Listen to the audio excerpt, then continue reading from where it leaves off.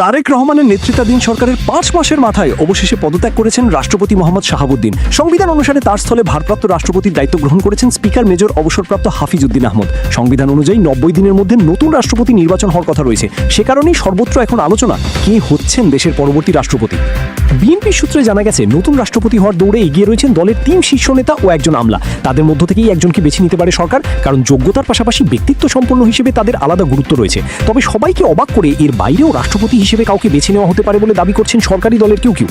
দুদিন ধরে দেশব্যাপী আলোচনা ও গুঞ্জনের মধ্যেই রাষ্ট্রপতির পদ ছাড়লেন মোহাম্মদ শাহাবুদ্দিন। এর আগে থেকেই আলোচনায় আসে সম্ভাব্য নতুন রাষ্ট্রপতির নাম। এর মধ্যে ঘুরে ফিরে 4টি নাম সামনে আসছে। তারা হলেন বিএনপি মহাসচিব মির্জা ফখরুল ইসলাম আলমগীর, স্থায়ী কমিটির সদস্য ডক্টর খন্দকার মোশাররফ হোসেন, আরেক সদস্য ডক্টর আব্দুল মঈন খান ও বর্তমান মন্ত্রিপরিষদ সচিব নাসিমুল গনি।